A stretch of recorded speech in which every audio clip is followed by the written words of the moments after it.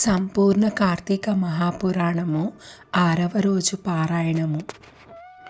ఏకాదశాధ్యాయము. వశిష్ఠ ఉవాచ. ఓ మహారాజా, కార్తీక మాసంలో శ్రీహరిని ఎవరైతే అవిసెపూలతో పూజిస్తారో వాళ్ళకి చాంద్రాయణ ఫలము కలుగుతుంది. గరికతోనూ కుశలతోనూ పూజించే వాళ్ళు పాప విముక్తులై వైకుంఠమును పొందుతారు. చిత్రవర్ణ వస్త్రాన్ని శ్రీహరికి సమర్పించిన వాళ్ళు మోక్షమును పొందుతారు. కార్తీక స్నానమాచరణము చేసి విష్ణు సన్నిధిన దీపమాలికను ఉంచేవాళ్ళు, వైకుంఠ పురాణ పాఠకులు, శ్రోతలు కూడా విగతపావులై పరమపదాన్ని చెందుతారు. ఇందుకు ఉదాహరణగా మాత్రాననే సర్వ పాపాలను సంహరింపచేసేది ఆయురారోగ్యదాయిని అయిన ఒక కథను వినిపిస్తాను, విను. మందరోపాఖ్యానము. కళింగ దేశుడైన మందరుడనే ఒకానొక బ్రాహ్మణుడు ఉండేవాడు. స్నాన సంధ్యా వందనాలన్నింటినీ విసర్జించి పరులకు కూలి పని చేస్తూ ఉండేవాడు. అతనికి పతివ్రత, సర్వసాముద్రికాది శుభలక్షణ సంపన్న, సద్గుణ సముచ్చయము చేత సుశీల అని పిలువబడే భార్య ఉండేది. భర్త ఎంత దుర్మార్గుడైనా కూడా అతని యందు రాగమే తప్ప ద్వేషము లేనిదై పాతివ్రత్య నిష్ఠాపరురాలై ఉండేది. కొన్నాళ్ల తర్వాత కూలితో జీవించడం కష్టమని భావించిన మందరుడు వగతడై ఖడ్గపాణి అయి దారులు కాసి బాటసారులను కొట్టి వారి నుండి ధనము అపహరిస్తూ కాలం గడపసాగాడు. ఆ దొంగ సొత్తును ఇరుగు పొరుగు దేశాలకు తీసుకుపోయి అమ్మి ఆ సొమ్ముతో కుటుంబ పోషణ చేసేవాడు. ఒకసారి దొంగతనానికై దారి కాసి ఉన్న మందరుడు బాటసారి అయిన ఒకానొక బ్రాహ్మణుని పట్టుకొని అక్కడి మర్రి చెట్టుకు కట్టివేసి ఆ బాపని ద్రవ్యమంతను అపహరింపచేశాడు. ఇంతలో అటుగా వచ్చిన పరమ క్రూరుడైన ఒక కిరాతకుడు దోచుకొనిన మందరుణ్ణి, దోచుకోబడి బందీడై ఉన్న బ్రాహ్మణుని ఇద్దరినీ కూడా చంపివేసి ఆ ద్రవ్యాన్ని తాను అపహరించుకోబోయాడు. కానీ అదే సమయానికి అక్కడ కిరాత మందర బ్రాహ్మణుల నుంచి వచ్చే నరవాసనను పసిగట్టిన చేరువ గృహలోని ఖడ్గంతోనూ ఒకరినొకరు ప్రహరించుకున్నారు. ఆ జగడంలో పులి, కిరాతకుడు కూడా ఏకకాలంలో మరణించాడు. ఆ విధంగా మరణించిన విప్ర మందర వ్యాఘ్ర కిరాతకుల జీవులు నలుగురు యమలోకమునకు చేరి కాలసూత్రం అనే నరకాన్ని పొందారు. యమకింకురుల నలుగురిని పురుగులు ఆ మేధ్యాముతో నిండి ఉన్న తప్త రక్తకూపంలో పడివేశారు. ఇక భూలోకంలో భర్త మరణ వార్త తెలియని మందరుని భార్య పైన సుశీల మాత్రము నిత్య భర్తృధ్యానాన్నే చేస్తూ ధర్మవర్తనతో, హరిభక్తితో, సజ్జన సాంగత్యముతో జీవించసాగింది.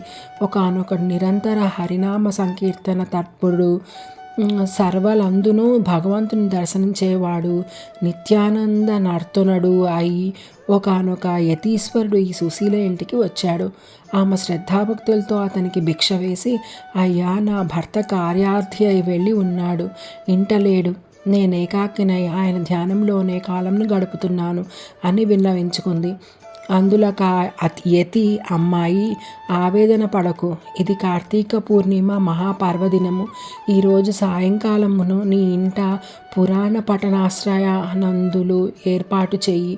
అందుకుగాను ఒక దీపము చాలా అవసరము. దీపానికి తగినంత నూనె నా దగ్గర ఉంది. నీవు వత్తిని ప్రమిదను సమర్పించినట్లయితే దీపమును వెలిగించవచ్చును అని సలహా ఇచ్చాడు. ఆ యతిశ్రేష్ఠుని మాటలు అంగీకరించి సుశీల తక్షణమే గోమయముతో ఇల్లంతా చక్కగా అలికి పంచరంగుల ముగ్గులను పెట్టినది. ప్రత్తిని పరిశుభ్రపరిచి 2 వత్తులను చేసి యతీశ్వరుని వద్ద నూనెతో వాటిని వెలిగించి శ్రీహరికి సమర్పించినది. యతి ఆ దీప సహితముగా విష్ణువును పూజించి మనశ్శుద్ధి కోసం పురాణ పఠనమును ఆరంభించాడు. సుశీల పరిసరాల ఇండ్లకు వెళ్ళి వారందరినీ పురాణ శ్రవణానికి ఆహ్వానించినది. అందరి నడుమ తాను కూడా ఏకాగ్రత చిత్తయ్యి ఆ పురాణాన్ని వింది. అనంతరము ఆమెకు శుభాశీస్సులు అందించి యతీశ్వరుడు వెళ్ళిపోయాడు. నిరంతర హరిసేవనము వలన క్రమక్రమంగా ఆమె జ్ఞాని అయి తదుపరి కాలధర్మమును ఛేదించినది. తక్షణమే శంఖచక్రాంకితులు, చతుర్బాహులు, పద్మాక్షులు, పీతాంబధరులు అయిన విష్ణుదూతలు నందనవన సుందర మందరాది సమూహాలతోనూ రత్నమౌక్తిక ప్రవళాధరాలతోనూ నిర్మించిన మాలికాంభరణ అలంకృతమై ఉన్న దివ్య విమానాన్ని తెచ్చి సుశీలను అందులో అధిరోహింపచేసి వైకుంఠానికి తీసుకుపోసాగారు. అందులో వెళుతున్న సుశీల మధ్య మార్గములోని నరకములో మరి 3 జీవులతో కలిసి బాధలు పడుతున్న తన భర్తను గుర్తించి విమానాన్ని ఆపించి తత్కారణమేమిటో తెలియవలసిందిగా విష్ణు పారిషదులను కోరింది.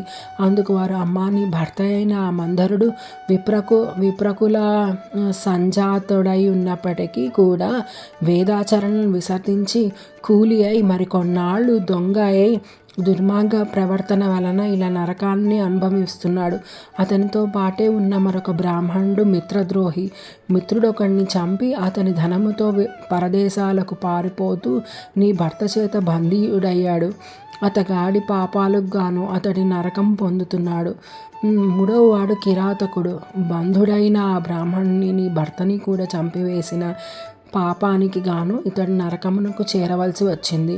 ఇక 4వ జీవి ఒక పులి. ఆ పులి అంతఃపూర్వ జన్మలో ద్రావిడ బ్రాహ్మణుడై ఉండి ద్వాదశి నాడు భక్ష్య విచక్షణారహితుడై ఆచరించిన తైలాదిక భోజనాదుల వలన నరకమును పొంది పులిగా పుట్టి ఈ కిరాతకుని తోడి జగడములో అతనితో పాటే నరకాన్ని చేరాడు.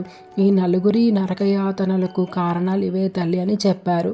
ఆ మీదట సుశీల విష్ణుదూతలను చూసి ఏ పుణ్యము చేసినట్లయితే వాళ్లకు నరకం తప్పుతుందో చెప్పండి అని కోరగా, విష్ణువులు కార్తీక మాసంలో నీ చేత ఆచరింపబడిన పురాణ శ్రవణ ఫలితాన్ని ధారబోయడం వలన నీ భర్త పురాణ శ్రవణార్థమై నువ్వు ఇంటింటికి వెళ్ళి ప్రజలను పిలిచి పుణ్యమును ధారపోవడం వలన మిత్రద్రోహి అయిన బ్రాహ్మణుడు ఆ పురాణ శ్రవణార్థమై నువ్వు సమర్పించిన 2 వత్తుల పుణ్యము చెరిసగముగా పోయడము వలన కిరాత వ్యాఘ్రులు నరకము నుంచి ముక్తిని పొందుతారు అని పలికారు.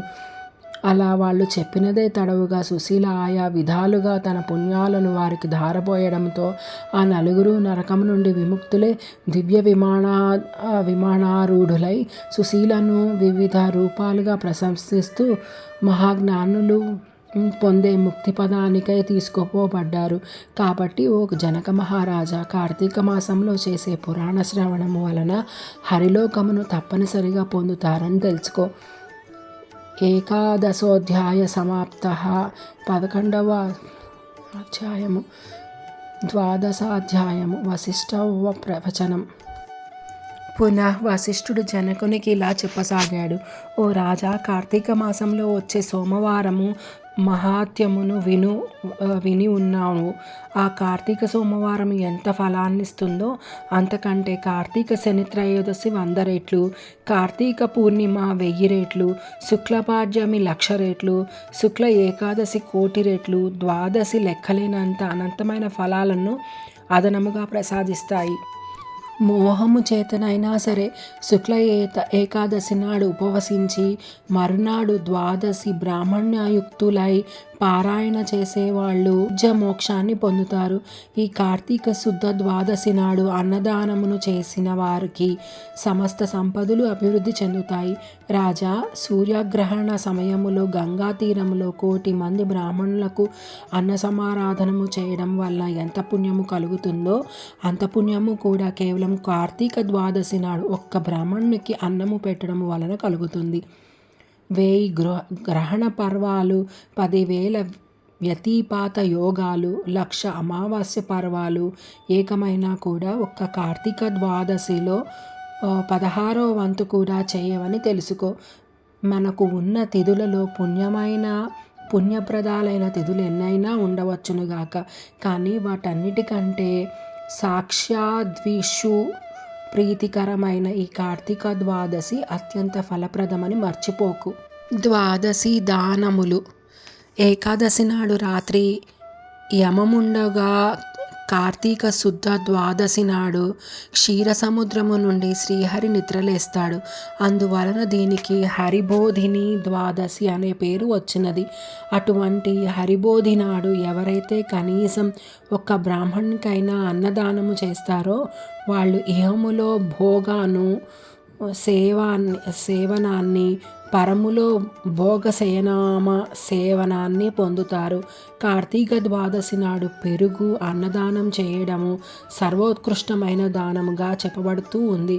ఎవరైతే ఈ ద్వాదశి నాడు పాలిచ్చే ఆవును వెండి డెక్కలు, బంగారు కొమ్ములతో అలంకరించి పూజించి దూడతో సహా గోదానము చేస్తారో వాళ్ళు ఆ ఆవు శరీరంపై ఎన్ని రోమాలైతే ఉంటాయో అన్ని వేల సంవత్సరాలు స్వర్గంలో నివసిస్తారు. ఈరోజు వస్త్రదానము చేసిన వాళ్ళు సంచితార్థాలన్నీ సమసిపోయి వైకుంఠానికి చెందుతారనడంలో ఎటువంటి వివాదము లేదు. ఓ మహారాజా, ఎవరైతే కార్తీక శుద్ధ ద్వాదశి నాడు సాలగ్రామాన్ని, బంగారపు తులసి వృక్షాన్ని దక్షిణ సమేతముగా దానము చేస్తారో వాళ్ళు చతుస్సాగర పర్యంతమైన సమస్త భూమండలాన్ని దానము చేసినంత పుణ్యాన్ని పొందుతున్నారు. ఇందుకు నిదర్శనంగా ఒక గాథను చెబుతాను, విను. ధర్మవీరోపాఖ్యానము. పూర్వము గోదావరి తీరములో దురాచారవంతుడు, పరమ పిసినిగొట్టు అయిన ఒక వైశ్యుడు ఉండేవాడు. ఈ లుబ్ధుడు దాన ధర్మాదులు చేయకపోవడమే కాక తాను కూడా తినకుండా ధనమును పోగు చేసేవాడు. ధనధాన్యాలనే కాదు, కనీసం ఎవరికి మాట సహాయమైనా చేసేవాడు కాదు. నిత్యము పరులను నిందిస్తూ పరద్రవ్య సక్తుడై మసలే ఈ పిసినిగొట్టు ధనమును వడ్డీలకు తిప్పుతూ అంతకంతకు ద్రవ్యాన్ని పెంచుకోసాగాడు. ఒకానొకసారి ఈ లుబ్ధుడు ఒక బ్రాహ్మణునికి ఇచ్చిన అప్పును రాబెట్టుకోవడం కోసం అతని గ్రామానికి వెళ్ళి తానిచ్చిన బాకీని వడ్డీతో సహా తక్షణమే చెల్లించవలసిందిగా పట్టుబడ్డాడు. అందుకు బ్రాహ్మణుడు, రుణదాత, నేను నీ బాకీ ఎగవేసేవాడిని కాను. ఎందుకనంటావో, ఎవడైతే రుణం తీర్చకుండానే పోతాడో వాడు మరుసటి జన్మలో రుణదాతకు సంతురూపముగా జన్మించి ఆ రుణాన్ని చెల్లుబెట్టుకోవాల్సి వస్తుంది. అందుచేత ఏదో ఒక విధంగా సంపాదించి ఈ మాసాంతానికల్లా నీ రుణము చెల్లింపబెడతాను. అంతవరకు ఓర్పు వహించి ఉండు అని చెప్పాడు. ఆ బ్రాహ్మణ వచనాలను పరాభవ వాక్కులుగా భావించిన లుబ్ధుడు కనిసి, నీ కబుర్లు నా దగ్గర కాదు. నీ బాకీ వసూలు కోసం నేన్నాళ్లుగా సమయం నాకు లేదు.